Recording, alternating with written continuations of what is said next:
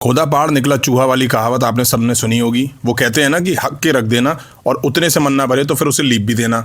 ऐसा ही कुछ triple H ने करा है स्मैकडाउन में दिख रही कॉडी रूड्स रैंडी ऑर्टन की फ्यूड में। मिस्ट्री कॉलर कौन निकला, जोकर पैट मैकेफी, इसके बारे में बात करने वाले हैं आज की इस वीडियो में, जो कि काफ़ी कमाल की और इंटरेस्टिंग होने वाली है। शुरू से लेकर लास्ट तक जरूर देखिएगा। देखो, ट्रिपल एच मास्टर आदमी है सरप्राइज को रोइन और बर्बाद करने में, मिस्ट्री सेगमेंट्स को बर्बाद करने में। कुछ टाइम पहले मिस्ट्री बॉक्स दिखा जिसको काफ़ी ज़्यादा हाइप करा गया, निकला क्या, सब बर्बाद कर दिया। अभी रैंडी ऑर्टन के सेगमेंट में दिखाना इन्होंने शुरू करा कि वो किसी से एडवाइस ले रहे हैं, किसी को कॉल कर रहे हैं।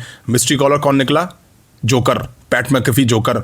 वहीं हेल इन अ सेल में मास्कमैन उसको इतना खींचा कि आइडिया सबको लगी गया था कि वो सेथ रॉलिंस ही हैं। अब देखिए ट्रिपल एच फंबल कर रहे हैं, जो कि नया नहीं है, हर बार का है ट्रिपल एच का, बार बार वो फंबल ही कर रहे हैं हर चीज़ में। Randy Orton versus Cardi roads के बीच फ्यूड में वैसे ही कुछ नहीं था और ये सब करके ट्रिपल एच ने इसको बर्बाद करने में कोई कसर नहीं छोड़ी है। वैसे आप इनके बीच दिखा रहे हो कि पुरानी स्टोरी है, पुरानी हिस्ट्री है, 20 साल पुरानी हिस्ट्री है इनके बीच, और फ्यूड ऐसे बिल्ड हो रही है जिसको देखने में बिल्कुल मज़ा नहीं आ रहा है।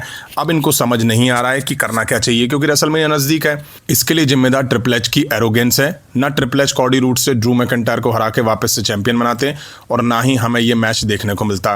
Drew McIntyre versus Randy Orton के बीच फ्यूड होती ना तो भी शायद वो इस चीज़ से बेहतर होती। कॉडी रूड्स को देख के मज़ा बिल्कुल नहीं आता है, ज़बरदस्ती थोपा जा रहा है कॉडी रूड्स को WWE फैंस के ऊपर, जिसका कोई मतलब और सेंस नहीं है। पैट मैकेफी को इनकी फ्यूड में डालने का कोई सेंस नहीं बनता है, कोई भी सेंस नहीं बनता। बट ट्रिपल एच को ये सब करना है जो ट्रिपल एच ने इनकी फ्यूड में करा है। उसके बाद ये मैच कहीं से भी डिजर्व नहीं करता है नाइट 1 के मेन इवेंट में होना। इससे अच्छा कोई भी मैच करा दो, बट अब ये मैच नहीं होना चाहिए मेन इवेंट। ट्रिपल एच को पता नहीं क्यों लगता है कि सेलिब्रिटी को डाल के रेसलमेनिया जैसे बड़े इवेंट को हाइप बनाया जा सकता है।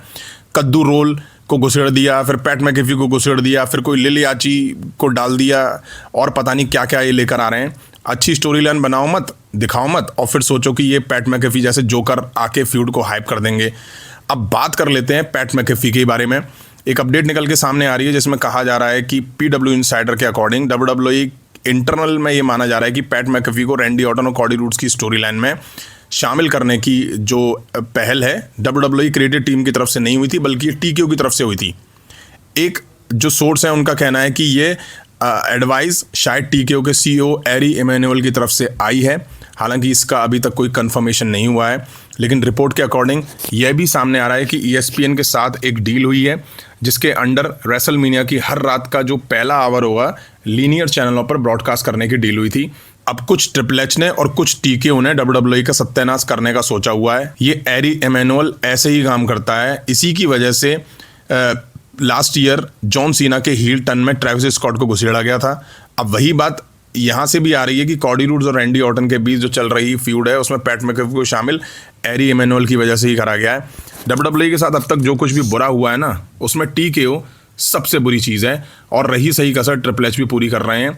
वहीं बॉडी स्लैम प्लस के अकॉर्डिंग कॉडी रूड्स और रैंडी ऑर्टन की जो फ्यूड है उसमें पैट मैकेफी को शामिल करने का जो डिसीजन था वो डायरेक्ट एरी इमैनुअल और TKO के एग्जीक्यूटिव ने लिया है। अब TKO का मानना है कि पैट मैकेफी एक सुपरस्टार है, एक बड़ा स्टार है, और उन्हें पूरा यकीन है कि बड़े नाम रेसलमेनिया 42 के लिए ज़्यादा फैंस को खींच के लाएंगे और ज़्यादा टिकट सेल होंगे। अरे बाप रे बाप, मतलब बताओ, इनके सो कॉल्ड बड़े सुपरस्टार जैसे कॉडी रूड्स हैं, ये लोग टिकट सेल नहीं करवा पा रहे हैं, और TKO को लग रहा है कि पैट मैकेफी एक स्टार है और उसको देखने के लिए लोग टिकट परचेस करेंगे। इससे भद्दा मजाक कोई नहीं हो सकता है। अब आपको बता दूं पैट मैकेफी इनके सो कॉल्ड स्टार के बारे में। WWE ने रैंडी ऑर्टन कॉडी रूड्स के सेगमेंट में मिस्ट्री कॉलर के तौर पर जब पैट मैकेफी को रिवील करा, इस वीडियो को जैसे ही WWE ने यूट्यूब पे अपलोड करा, डिसलाइक की बाढ़ आ गई।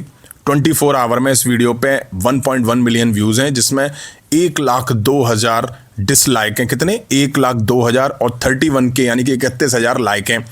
It's already the second most dislike video WWE of the year. ये टिकट सेल करवाएंगे इनके स्टार, इनको स्टार मानती है TKO। ये हैं वो डिसलाइक नंबर जब कॉडी रूड्स ने ड्रू मैकिंटायर से वापस टाइटल जीता था। ये फर्स्ट नंबर की वीडियो है और सेकंड भी यही हो गई है। वहीं स्मैकडाउन के ओपनिंग सेगमेंट में रैंडी ऑर्टन पैट मैकेफी ने कॉडी रूड्स पर अटैक करा। अब प्रॉब्लम ये है कि WWE पता नहीं क्यों कॉडी रूट्स को अच्छे से सेल नहीं कराती है। अरे मार पड़ती है तो मत दिखाओ कॉडी रूट्स को, बट ये तो इतने डेस्परेट हैं कि सेम शो में कुछ टाइम बाद ही कॉडी रूट्स को दिखा दिया।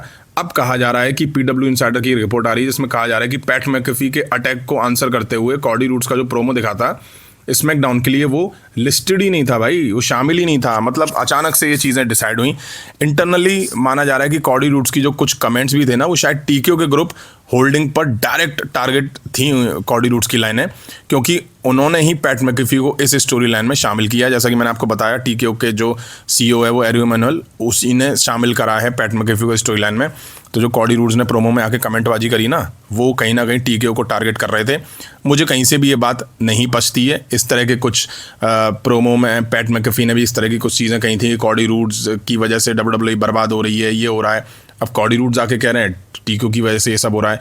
कुल मिला के है कि टीकेओ ट्रिपल एच और ट्रिपल एच का कॉडी रूड्स को ओवर पुश WWE को बर्बाद कर रहा है। रेसलमेनिया जैसे बड़े इवेंट कहीं ना कहीं बर्बाद करे जा रहे हैं। मतलब क्या बोलूँ मैं, इससे पहले रेसलमेनिया, शायद मैंने इससे पहले ऐसी कोई रेसलमेनिया नहीं देखी होगी जिसकी हाइप बिल्कुल भी ना हो। ऐसे में बस विंस मैकमैन की याद आती है। कॉडी रूड्स को फैंस की साइड से रिएक्शन ही मिलना बंद हो गया है। भाई कॉडी रूड्स में किसी को इंटरेस्टेड नहीं है। एक तो ये 3 पीस सूट वाला चैंपियन मुझे शुरू से पसंद नहीं है। भाई थोड़ा अच्छे से वो पहन के आए यार। रोमन रेंस कैसे पहन के आते हैं, रैंडी ऑर्टन कैसे पहन के आते हैं। तुम भाई शादी पार्टी में आ रहे हो क्या यार? चलो कभी कभी चलता है, लेकिन तुम हर बार यार टाइटल को शोल्डर पे नहीं रखना, टाइटल को हमेशा हाथ में होल्ड करके कैरी करना, 3 पीस सूट पहन के आना, नीचे फॉर्मल शूज़ पहन के आना, जैसे किसी शादी पार्टी में जा रहे हो या किसी ऑफिस में जा रहे हो फॉर्मल ड्रेस पहन। क्या मतलब, समझ में नहीं आता मुझे तो ये चीज़ें। कुल मिला के ये है कि WWE ने इस मैच की पूरी हाइप बर्बाद करके रख दी है। मैच कैसा होगा कैसा नहीं होगा, मैं तो ये चाहता हूँ कि कॉडी रूड्स टाइटल रिटेन ना करें। अगर कॉडी रूड्स टाइटल रिटेन करते हैं तो भाई क्या बोला जाए, इतना हिट मिलेगा WWE को जिसकी WWE ने उम्मीद करी भी नहीं होगी। फिर बेशक कॉडी रूड्स के फैंस चिल्लाएं कि ये बॉट कमेंट्स हैं, ये बॉट डिसलाइक हैं, वगैरह वगैरह। आपका इस सब पे क्या कहना है कमेंट करके जरूर बताइएगा। अभी की वीडियो में इतना ही। पसंद आए तो लाइक और शेयर करें। उस तरह की इंटरेस्टिंग अपडेट्स के लिए चैनल को सब्सक्राइब करें, बेल आइकन को प्रेस करें। मिलता हूँ जल्दी नेक्स्ट वीडियो में। Thank you.